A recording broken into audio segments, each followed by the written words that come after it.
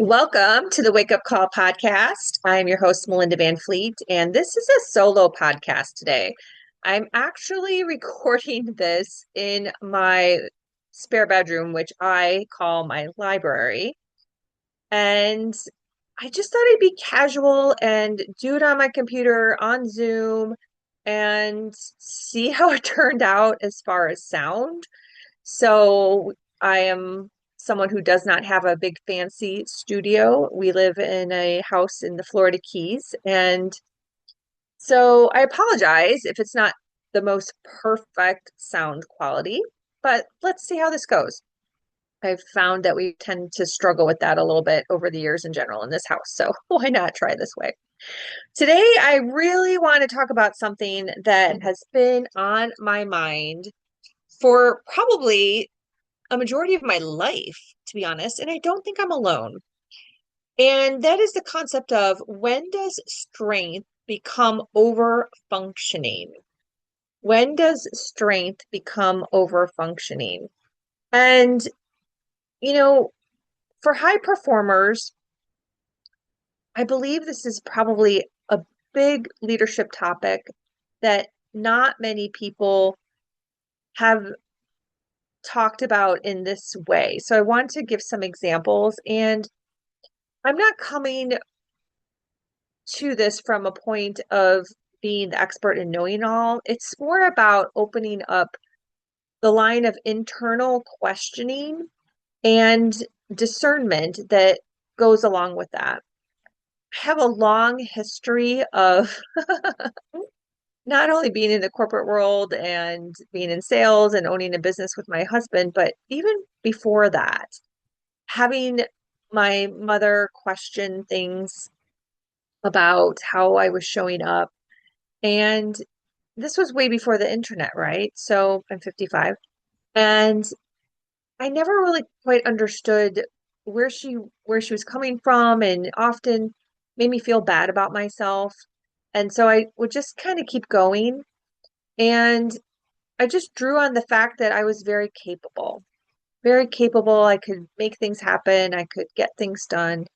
And saw that as just a really positive thing. I didn't think there was anything wrong with that.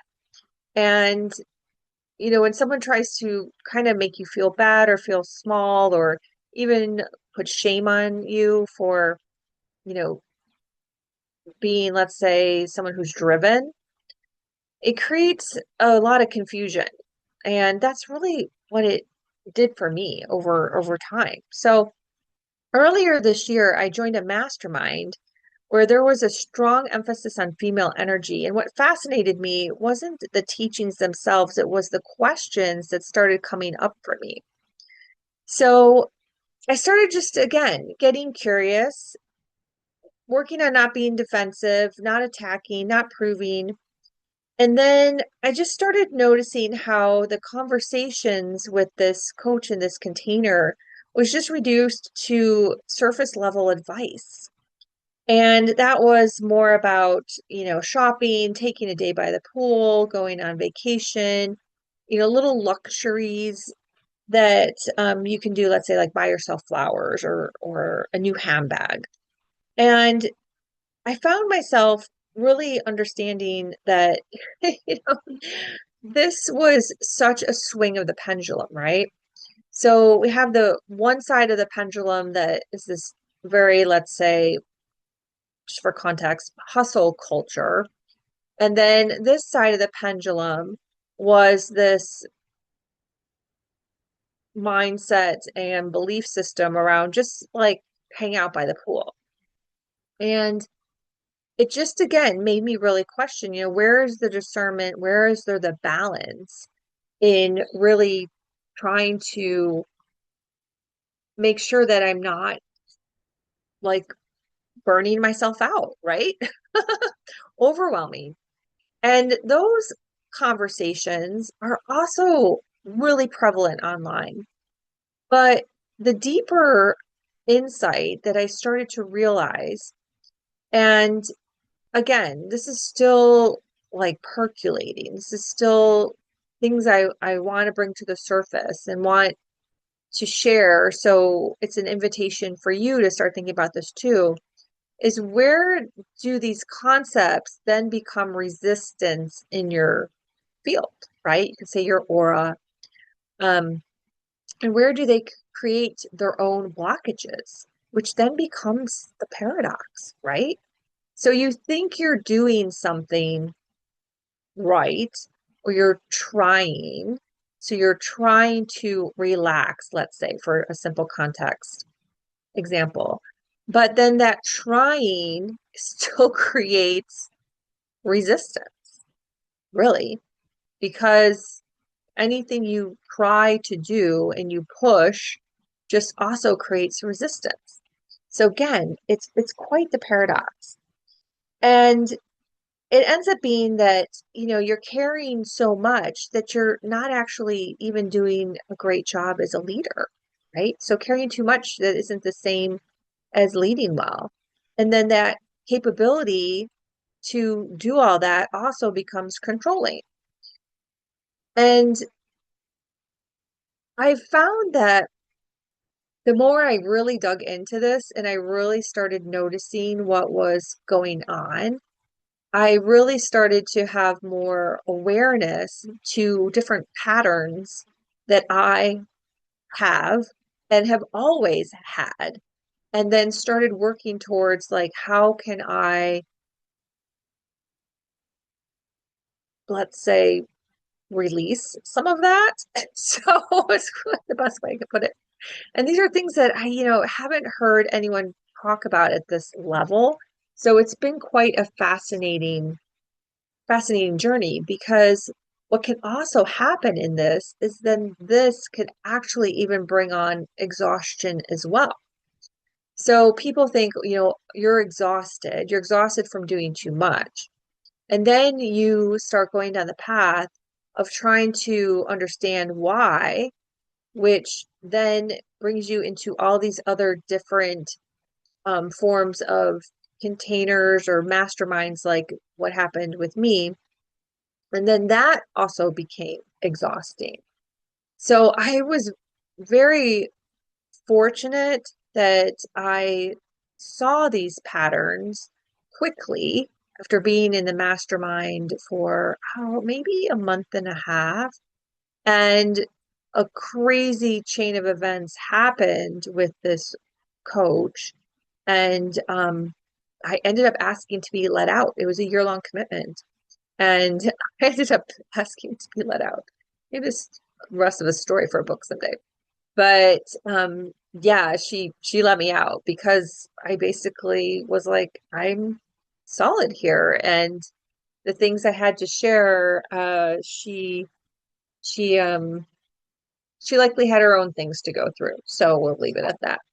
But what happened then was that, she basically, she herself was so focused on the feminine energetics of being so capable that she lost her access to being receptive.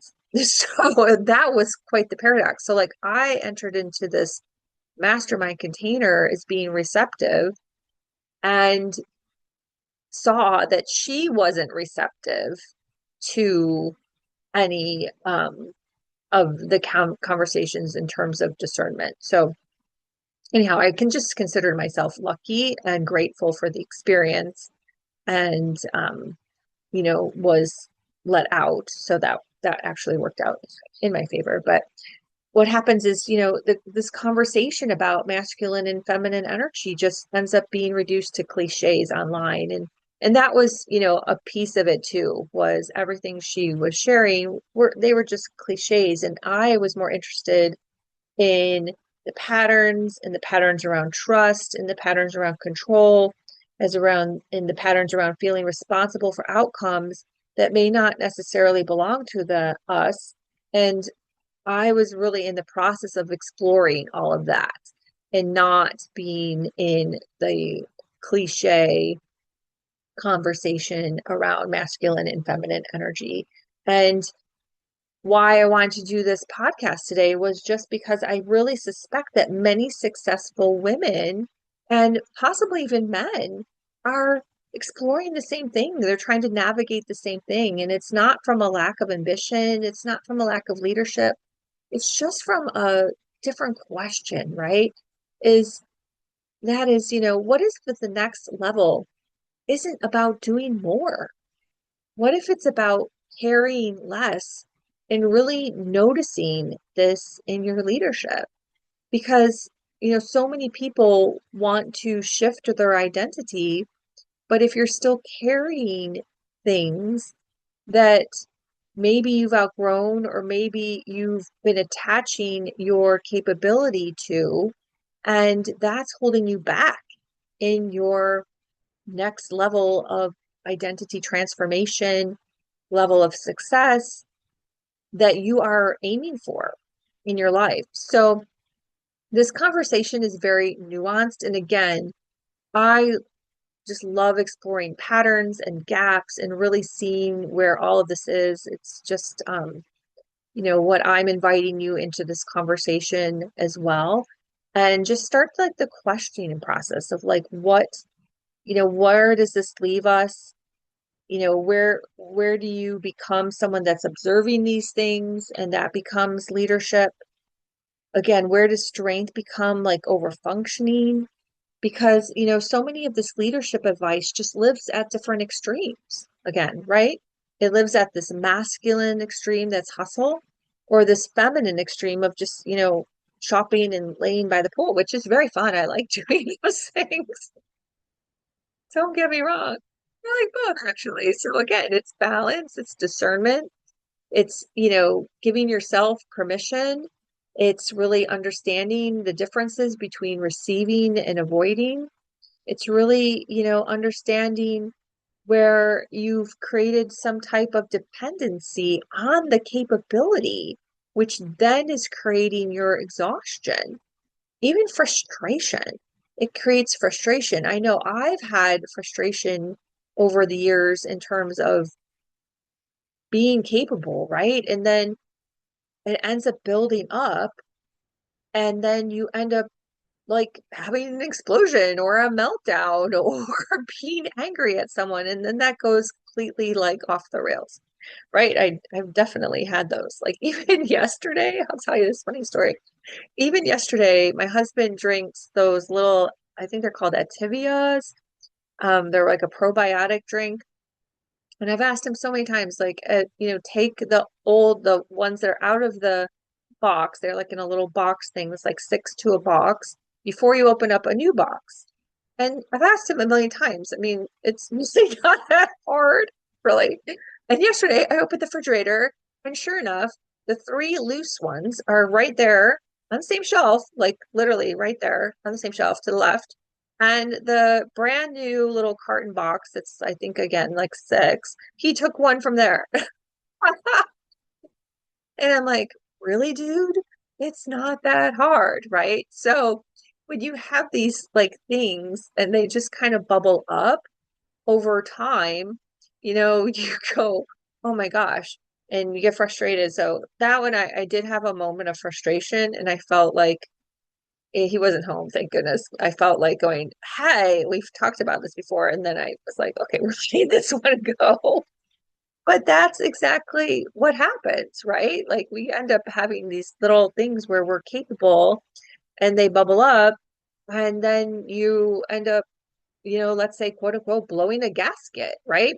I haven't heard that in a while. That just came to me, blowing a gasket. But that is true. And it's really just understanding that, you need to like address things as they come up and understand, where are you solving the problem and where this can lead to leadership burnout. And leadership could even just be in your home. You don't have to be like leading a huge company or anything like that. Leadership is leadership. Leadership is self-leadership. Leadership's as a parent, leadership's as a coach, leadership is leading a team in an organization. Leadership's everywhere. I get so personally quote unquote frustrated on platforms like LinkedIn that only talks about leadership in terms of leadership and a manager. No, like leadership is everything. Leadership's how you lead yourself. So leadership is understanding that. Where are we carrying too much responsibility? Where are we not trusting? Where are we having decision fatigue? Where are we experiencing bottlenecks? Where are we feeling responsible for everything? Again, it's like that was me yesterday, right? Like responsible for like putting the little Activias in the container and keeping my refrigerator tidy. Because that's really what it boils down to. I'm just trying to have like a tidier refrigerator. That's it. I don't care about anything else. I'm just trying to keep our house a little tidier because sometimes it gets a little chaotic and we don't even have children. But, this goes into stress. This goes into, again, like burnout, overwhelm, feeling responsible. And so these little things end up adding up. And it goes back to, just as a high performer, where do we carry too much responsibility? And what does it end up costing us? What is the hidden cost of feeling responsible for everything? And is burnout always about workload? Not necessarily. Not necessarily. So I really appreciate you tuning in for this podcast. Let me know what you think. I would love to hear from you. My website is melindavanfleet.com. Check it out. Subscribe to the podcast. I'd appreciate it. And yeah, we'll see how this one turned out. All right. Thanks for listening. Bye for now.